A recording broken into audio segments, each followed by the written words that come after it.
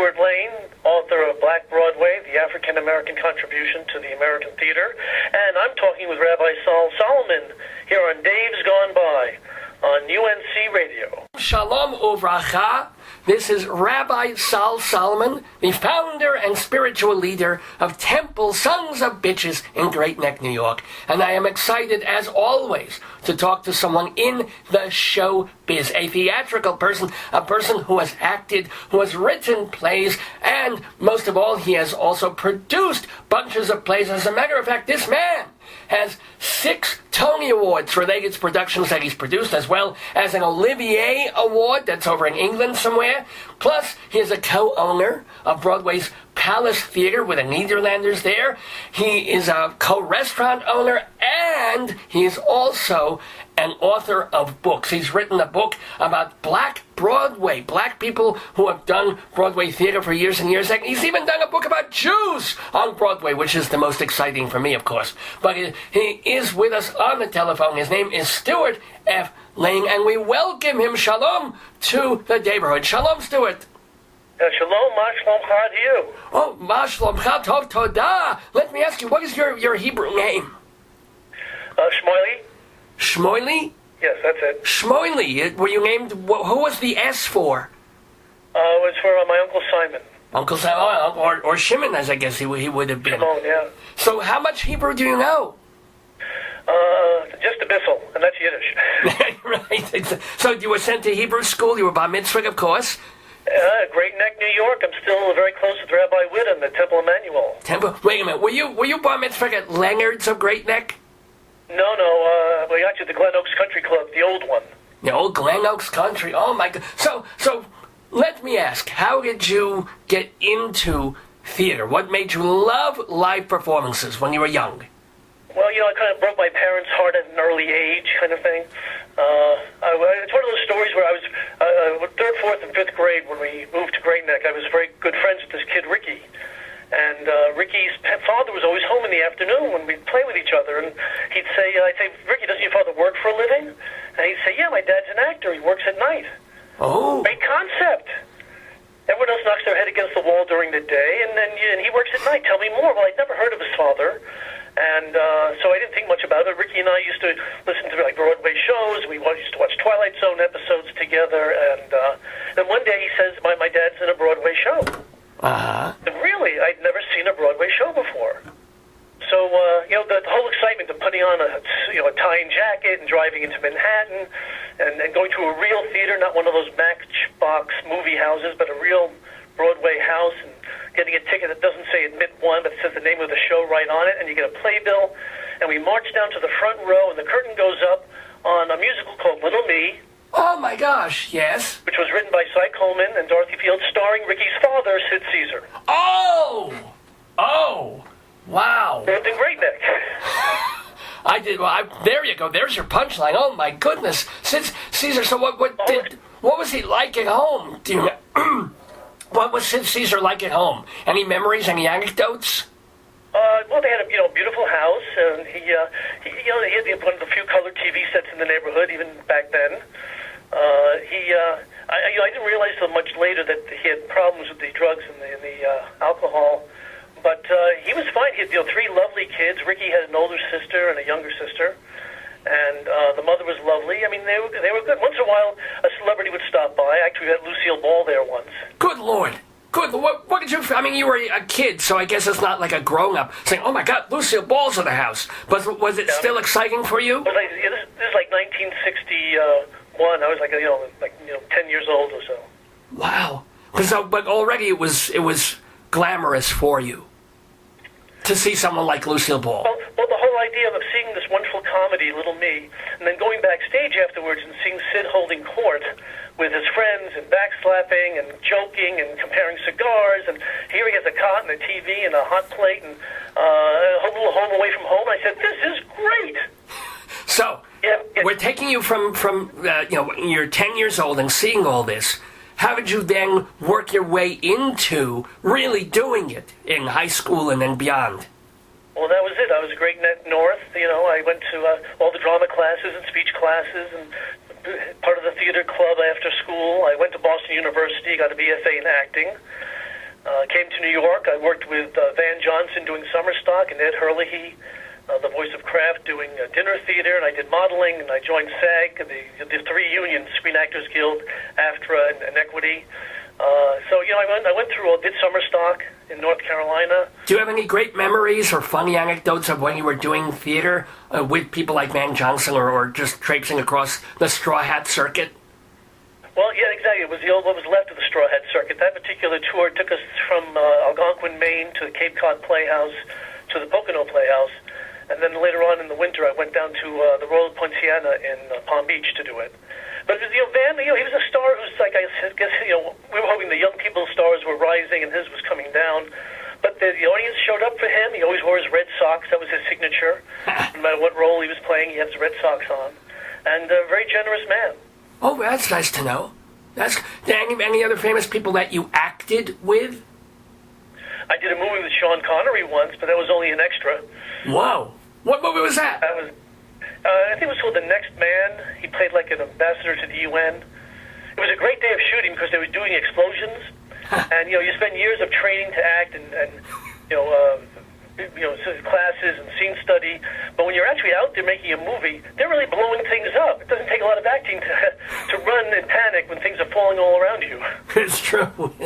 So here's the deal, though. You're working as an actor, but not really in New York. How did you then morph from the acting to more of the backstage world? Well, by the late 70s, I love New York, and I love the theater. And I spent a year in California where they actually really hate theater out there. It's just the lowest form of entertainment you can possibly think of from their point of view. Lower than radio, my God, yeah. Yes. And so I came back to New York and started working as an assistant house manager at the Brooks Atkinson Theater when same time next year was in like fourth year there. And I started learning more nuts and bolts of running a Broadway theater than the idea of being an actor and looking for motivation and character and the meaning of the show. So that's what sort of started the transition. It was the late 70s. I mean, Broadway was in the very dire straits, but it's one of those circumstances where that's when you should get involved. When nobody wants to go there, that's when you buy that stock. When nobody wants to go there, that's when you buy a theater. And that's offered me an opportunity to actually go partners with the Palace Theater here in New York. No, wait. That still feels like kind of a leap. I mean, to go just working backstage, learning nuts and bolts, to actually owning a theater and starting to produce. I mean, that's not an overnight kind of a thing. Well, after a year of doing the house managers, I did, same time next year, I did Tribute, and then I moved over to the Alden Theater where Annie was, and that was about 2 years. I said to Jimmy, Jimmy, house managing has its own challenges, but I really want to produce shows with you. And Jimmy said, I'd love to have you on board. Just, here are my scripts.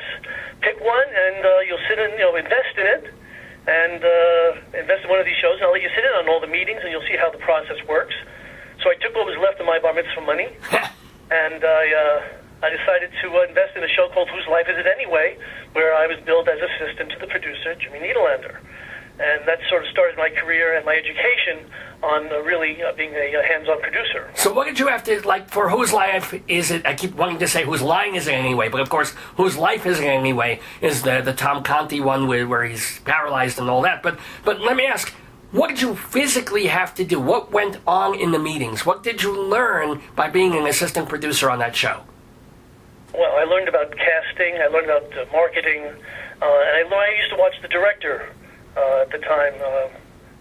So each aspect gives you something to the press, the balance of how to get a good cast together, and then of course making of the commercial. And I assume that show was a hit. It probably ran for a while. Mary Tyler Moore went into it for a bit. Tom Conti won Best Actor. He won a Tony. We lost Best Play that year to The Elephant Man. Darn it. Oh, go figure. Do you have money in the current Elephant Man?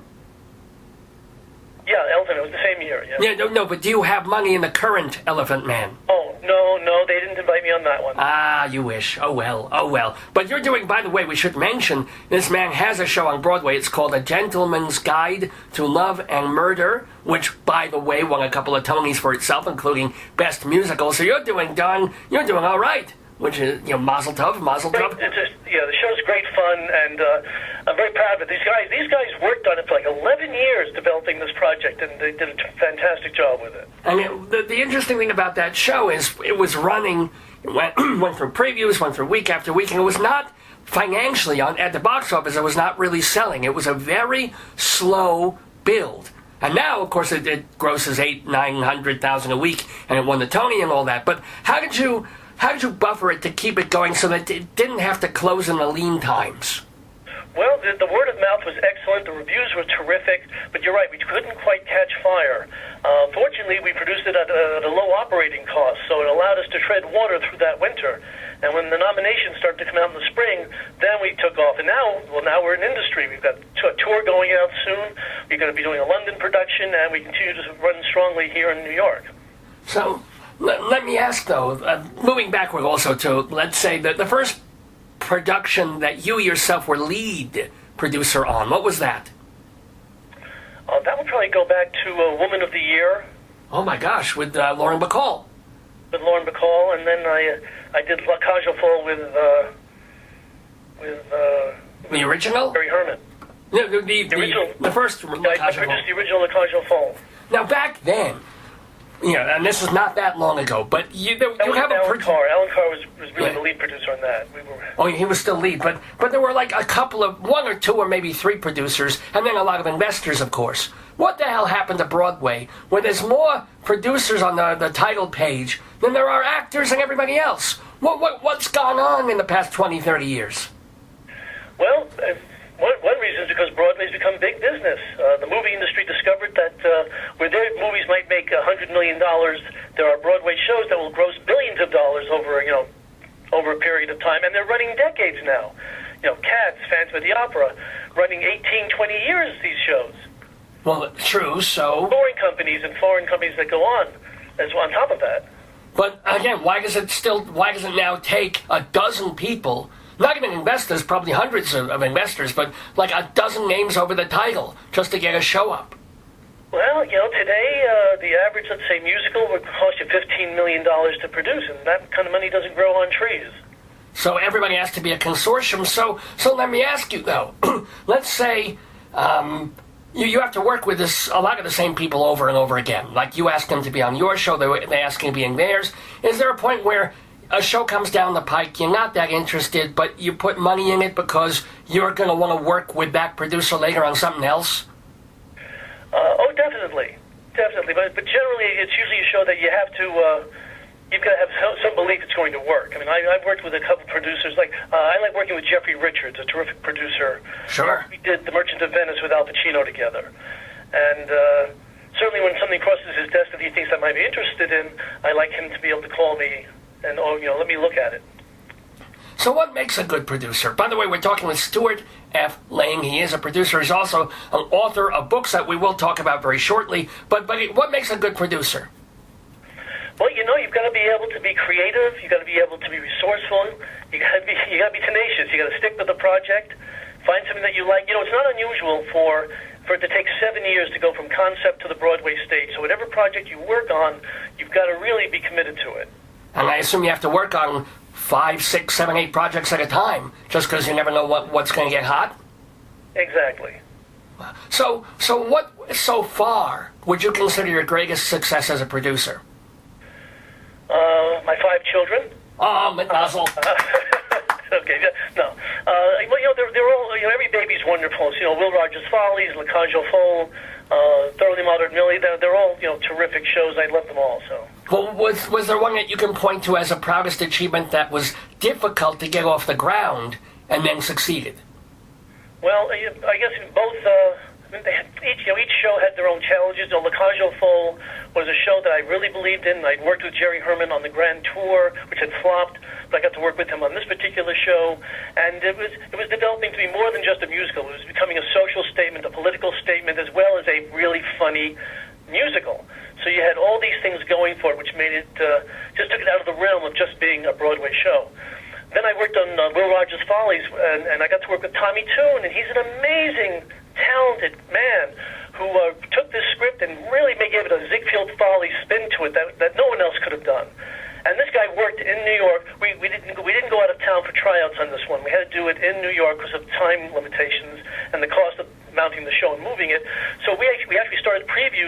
York for 3 weeks, and by God, when you're under that kind of scrutiny, it's so distracting. But Tommy knows to the grindstone. He took advice, he listened, he worked at it, and at the end of that 3-week period in New York, he delivered a Tony Award-winning musical, multiple Tony Award-winning musical. That's right. That's right. The Will Rogers Follies. So. And then I worked on Thoroughly Modern Millie. Again, very talented. Michael Mayer was our director. Talented. Dick Scanlon did the book and music with Janine Sasori. But when we came to New York, we were running 3 hours. And I'm like, this is not Les Miserables. This is not an epic story. This is a show that should be told in 2.5. And we were hacking away at it every night after the show. We're working till 2 in the morning, trying to shorten that show. Wow. They're all memorable. They're all work. So, but let's say you're not stuck, but you're doing Thoroughly Modern Millie. It's running 3 hours. Who's making the cuts? Are you saying to just the book writer, please, do this, or are you just saying, we need to cut 15 minutes, you do what you have to do? How involved are you in the aesthetic process of it? Well, in that case, I was pretty close. I was working with one of the producers that had taken over, Hal, and there was a combination of teamwork in that we wanted to cut some of the dance numbers down. So Rob Ashford was our choreographer, and we sort of redid some numbers and cut them down. We cut some songs down, we cut some scenes down, and just kept chipping away at it because you don't want to lose the sense of the story and the arc of how the drama is being unfolded. Right. So you've got to be very careful where you slice and dice. Now, moving to the other side of it, you must have had disappointments and shows that you thought, oh, this is really going to click, and it just never happened, and it ran a couple of weeks and died. What was like the most disappointing show that you've had to deal with? Well, there's a restaurant in the Broadway district called Joe Allen's. Sure. And Joe Allen's has this brick wall, and on that wall are some of the most famous Broadway flops you ever saw. Okay. And there's some big names on that wall. Hal Prince is on that wall. David Merrick is on that wall. And yes, Stuart Lane on that wall. On that wall with? Yeah, it was a show called Frankenstein, and it was the most expensive non-musical Broadway show to close in one night. Now, it cost $2 million back in 1980. Now that's $20 million today, in today's money, I guess. So there's a show you disappointing. Yeah. You must have believed in it. Did you look back in retrospect and try and piece together why, or do you still think, if the critics had just looked at it a little differently, that could have been a hit? Well, there was a valuable lesson to be learned in that experience, and that was. Brian Farron, who had just done the special effects for a movie called Altered States, was the hottest guy, and we had all the special effects, even from the original Frankenstein movie with Jacob's ladders and the electricity and and we had surround sound rumbling to make the audience shake. And at the end of the show, the entire Palace Theater collapsed on itself as the castle came down, but the critics just didn't go for it. And I'm having a meeting with Jimmy Niederlander and the ad agency the next morning, and one of our producers was saying, no, let's fight the critics. Let's go find our audience. Let's, how much is it going to cost to find the audience? Well, for another $500,000, we can start a whole ad campaign, but then you need another $500,000 to cover your losses while you wait for the ad campaign to kick in. And Jimmy looks at it and says, save your money for the next show. Let's just cut bait.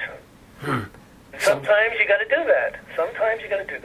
And people, what I wanted to talk with you about is what's happening for the past season or two with Broadway musicals. You're kind of the exception to the rule with Gentleman's Guide, and Kinky Boots is another exception. You've had apparently good musicals, pretty well reviewed, that should be popular with audiences, and yet one after another, they're dying on the vine after just a couple of months, and they lose most of their initial investment. What has been going wrong?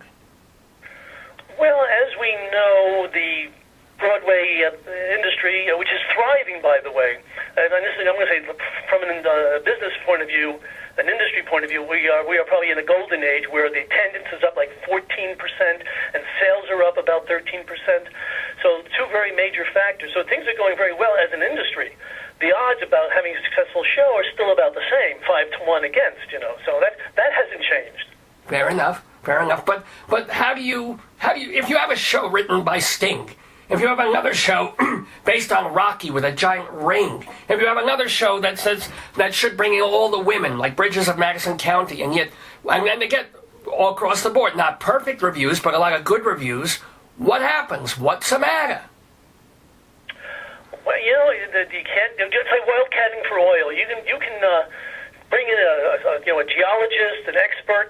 You can bring in a driller who's an expert, and they can say that's the place to go drill your well. And you drill that well, and it's dry. Okay, go on to the next one. That kind of thing. You can bring in all the experts you want, but you don't know what's really underground. You don't know what's going to be hit. You don't know how the public is going to go after a product. The best thing that I always do is just do the best you can and tell the best story you can. That makes sense, but like, let's say, if I don't know if you're an investor in this, but let's say you were to give advice to the folks who are producing the musical that's opening next week, or that just opened, Honeymoon in Vegas, right? And it's got wonderful reviews out of town. It's got Tony Danza, very popular from TV. The New York Times loved it out of town. They got Brantley's review on it. They bring it to New York, and it can't sell a ticket so far. Having done Gentleman's Guide, which was sort of in the same boat, what do you tell them to do? Well, unfortunately, at this stage of the game, because they're opening tomorrow night. Right. That's on January 15th. I think that the only advice is you're really at the mercy of the critics. You can keep your fingers crossed that the same critic from the New York Times that raved about it at the David Mill Playhouse will still rave about it, and that could be enough to put you over the top to let the public know how good the show is. So that's basically, they're if the reviews aren't incredibly stellar, they're going to be in big trouble. As a matter of fact, by the time this interview airs, it may, hopefully not, but it may be even closed. So, or... Well, yeah, I mean, apparently the title's not enough to sell tickets, and Tony Danza's name doesn't seem to be large enough to sell tickets, so they're going to be solely relying on good reviews. But has it gotten to the point now, though, where you really need... because we've had a lot of plays making a lot of money. The straight plays, and gay plays too, they're making a lot of money, but they got real famous people in them. Is that the new secret, or is that just, happens to be? Hollywood on the Hudson, that's the new Broadway. There's been an amazing transition in the industry over the last decade or so as more movie studios and television studios have set up shop here in New York, coming back to where it all started. The whole movie industry, used to come out of New Jersey and New York. They're coming home to roost now. And instead of being bi-coastal, where you have to do one or the other, you can do Broadway, you can do off-Broadway, you can do a TV series, all in New York now. So I think it's an amazing time. And also, don't forget, a movie star can sign on for 3, 4, 5 months, and then they can make their money back. He doesn't have to sign a year-long contract to be in the show, and that makes it more... now. So, listen, last year I did Orlando Bloom doing Romeo and Juliet for a limited run, and it worked out pretty well. James Franco just did Mice and Men. So this limited run with a star it seems to be a popular way of doing things. And in fact, I'm trying to capitalize on that. I have a new company called Broadway HD where I'm actually digitally capturing Broadway shows, and then I'm going to show it in movie theaters and other platforms that are now available because of technology. How did you get Equity to agree to that? People have been wanting to preserve Broadway shows for years, and all you can do is see them at the Lincoln Center Library. How did you finally make the deal to do this? Well, it's been a long process. I'm going to say, can go back 20 years to when the Japan Satellite Broadcasting Company first decided to shoot Will Rogers' Follies, and the union said, okay, but you can only show it in Japan on a pay-per-view basis. Right. And so that was 20 years ago. Now, then you evolve into shows where they were able to do, like they shot the last performance of Sophisticated Ladies, or they shot the last performance of Smokey Joe's Cafe.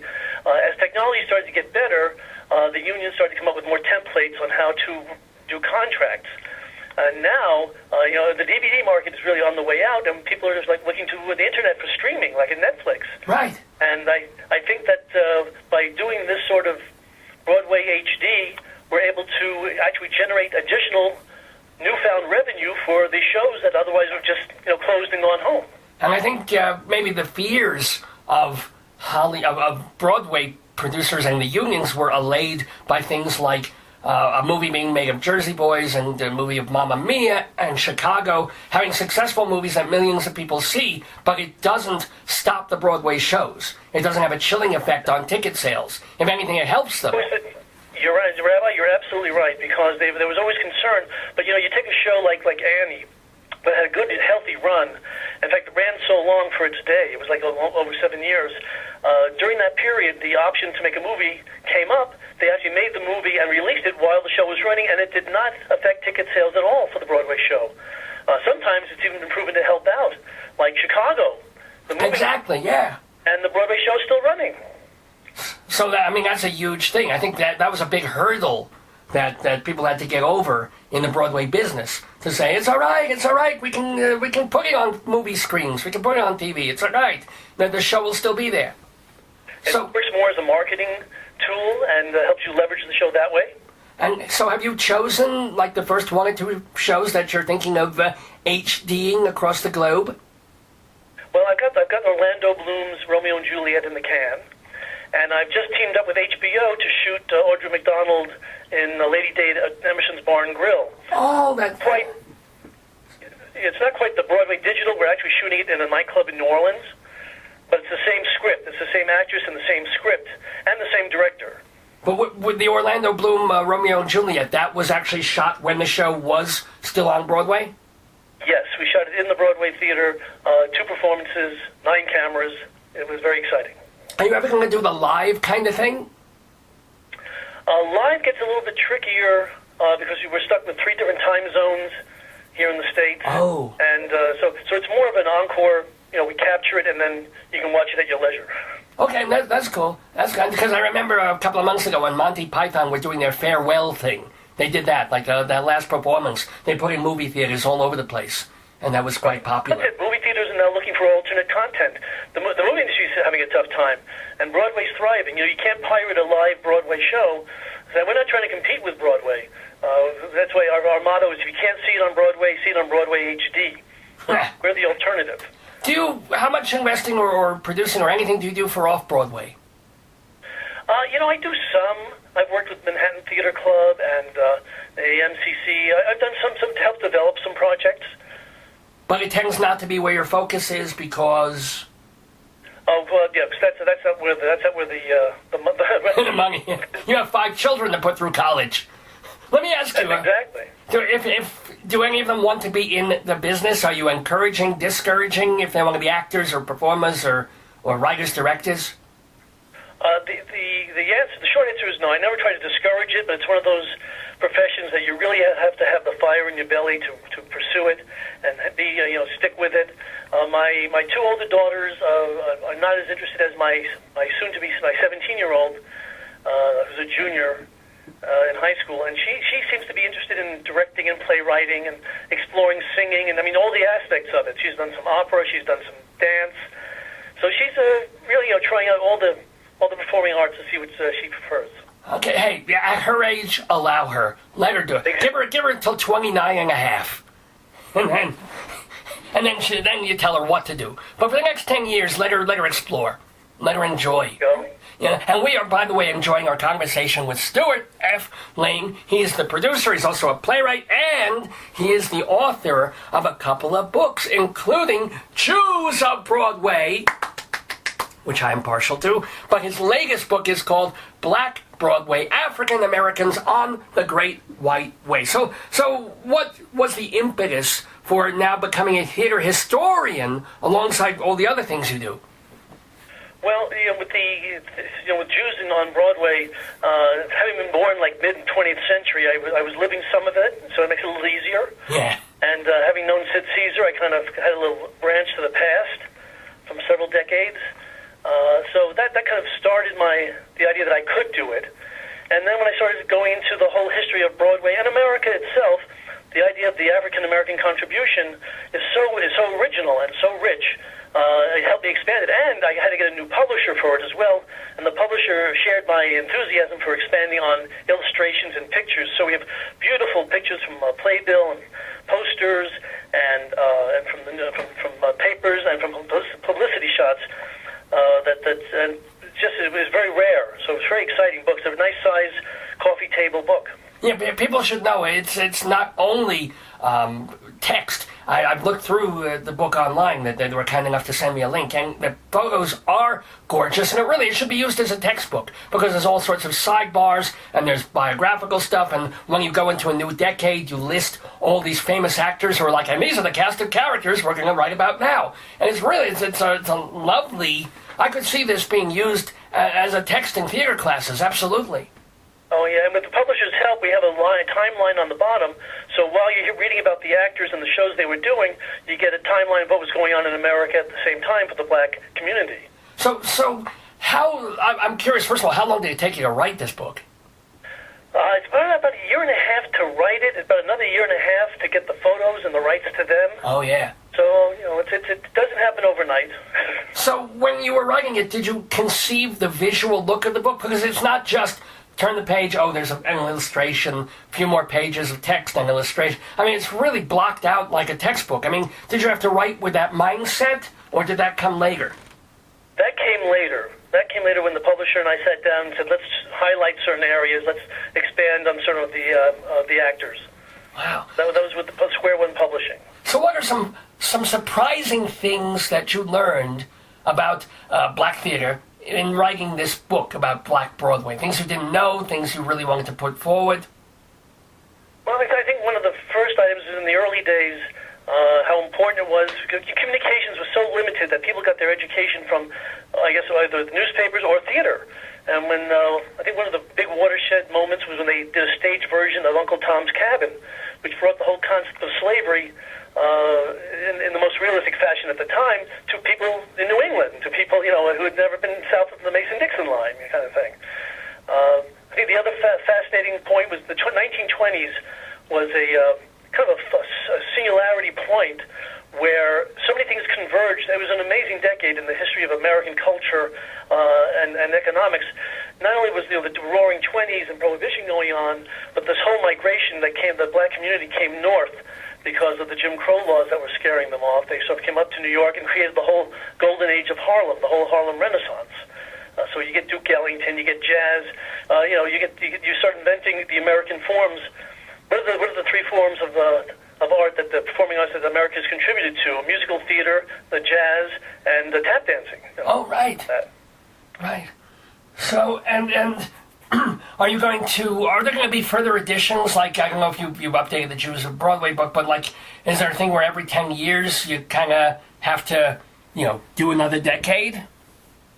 Well, the answer is why not? We'll see what the publisher says on that. But I was able to bring this one pretty much up to date because even to like just getting it published, I was able to include the trip to Bountiful as one of the last shows, and some of the contemporary producers there, like Stephen Bird. So it does cover a wide range, and it could use an update. And if I get a chance, the Jews on Broadway, I'd love to add some photographs to that. Yeah. I mean, if you can make it look like the Black Book, that would be lovely. And you have another book about how to produce. I'm forgetting the title of it, but was it Let's Put on a Show? Yeah, so Let's Put on a Show. It's how to produce for the theater. Tremendous success with that book. In fact, they just published it in Chinese summer. In Chinese, my God. So what are one or two pieces of advice that you haven't given us already that you have in the Let's Put on a Show book for a budding producer? Oh, well, a producer, the ability to find a project, develop it, to collaborate, to raise money. It's a terrific industry to be in because you get to work with some amazingly talented people. And these are extraordinary people, whether it's an Audra McDonald or it's John Lithgow.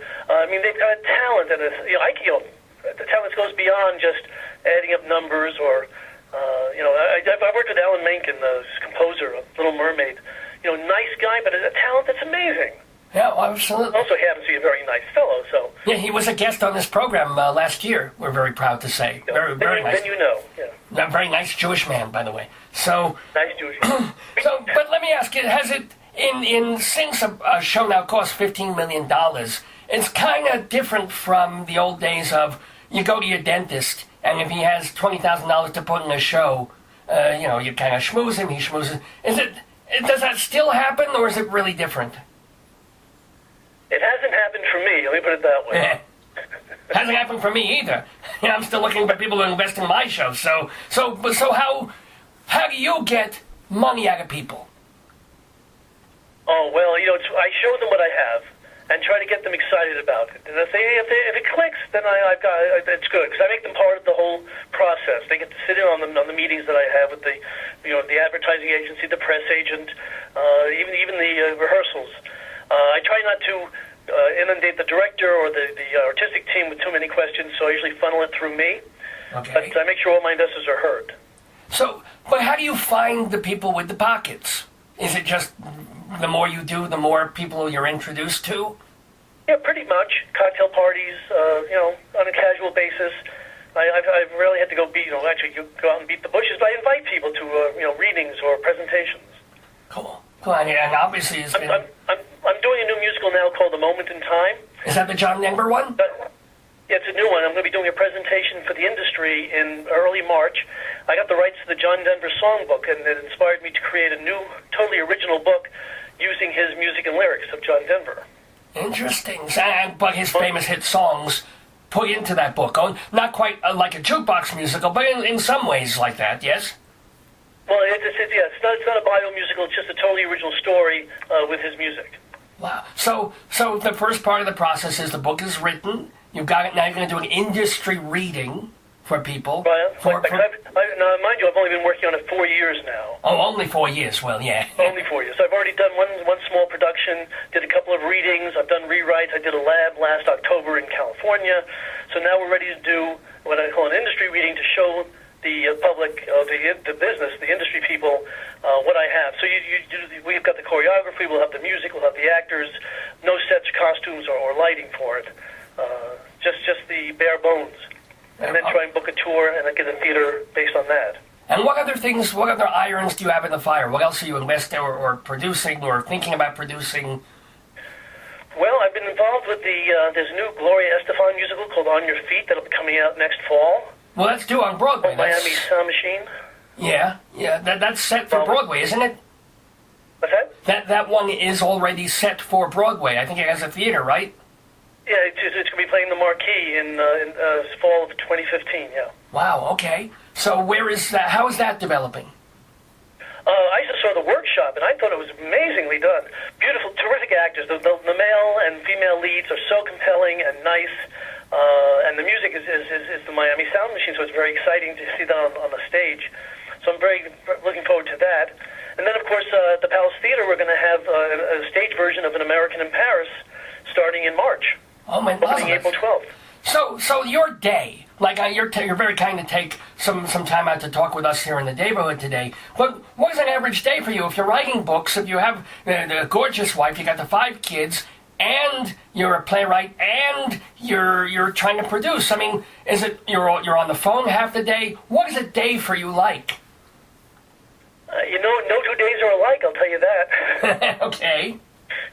No, some days are quiet, some days things happen. It's hard to, can't predict these things. I mean, putting out fires? I mean, what's on your docket for the rest of this afternoon? Well, I got a 1 o'clock conference call where I'm discussing my contract with some of my people in the show I'm working on. I've got, I'm meeting with a couple of other people in the afternoon, but then I have to pick up my kids from school at 4 o'clock, so. Wow, that's just amazing. And then at night, are you going to a show? Well, one of the advantages of living in Manhattan is, yes, I get to, my lifestyle's curtailed because I stay home to have dinner with the kids every night, but I get to see the show. So, at 7:15, I'm out of the house to catch an 8 o'clock curtain. Right, exactly. Plus, you have to fly, I assume, all over the country and back and forth to London sometimes to see if you want to be involved in a property. Is that true? Rabbi, I'll tell you something amazing. The last 13 years or so, with technology the way it is, it's made life so much easier. I'm able to produce Top Hat in London and just Skype on the computer with the marketing people once a week, and that's all I need. Wow. So I don't have to go to London all the time to see them. Once in a while, but not every month or every week do I have to be out there. And the same thing with the scripts. I can read scripts, I can see set designs, I can see costume designs. And unless I'm actually casting something or I'm directing something where I have to be there physically, it's an amazing world we have. I have a summer home in the Hamptons, and I'm able to stay out there 8 weeks out of the summer. But you're still working from there, because everything is telephone and Skype and email and all of that. Yeah, So, it's been an amazing transformation the last 12 years or so. well, it has been an amazing and delightful conversation with producer Stewart F. Lane. Remember that his new book, Black Broadway, African Americans on the Great White Way, is available from Square One Publishers. You can find out more about that book and everything that Mr. Lane does by going to his website. This is the best URL for a website ever, MrBroadway.com. How'd you think of that URL? That's perfect. MrBroadway.com. And you really are. Are you writing any plays? I haven't been able to sit down and rewrite a play, but I've got a couple of ideas I'm working on. So when you write a play, how do you figure, do you want to self-produce? Do you send it, like everybody else, to agents? Or what do you, in your position, do with a play of your own? Well, once it's first completed, I give it to my wife to look at. Okay, yeah. And then... Don't look at it until it's finished, either. She says, I don't want to see it by half a play. I want to see a full play or nothing. Fair enough, but let's say she likes it. Well, then we'd start, see what we want to do with it. Bring in a director, bring in other people to come in and produce it with us. Then the process starts. The process starts. Well, last question for Stewart Lane. One of the lectures that you give, because you're also a public speaker and you talk about Broadway and theater and producing, you go to schools, and one of your lectures is, what can schools learn from a Broadway producer? Well, what do you tell students? What do you tell the kids? Well, I'm on the board of overseers at BU, and I do a lot with Emerson College as well. And I try to tell them that the talents that someone has can manifest themselves in many ways. So if you start off as an actor, which is the most accessible, let's say, form to get into the business, leave yourself open to directing and set design and costume design and casting, because the whole industry is filled with people who used to be an actor, but now they're a casting director, or now they're a producer, or a theater owner. So I tell them to leave themselves open for all the myriad of possibilities that are available to them if they can just discover what their talent. Sounds like wonderful, wonderful advice. And we thank you that you have opened yourself up to tell your truth, your story. Stewart F. Lane, I wish you much, much success with An American in Paris, with the upcoming John Denver musical, with the Feet musical about the Estefans, and everything else that you're working with. Thank you again for being in the neighborhood. My pleasure. Thanks for having me on. Shalom to you. Shalom.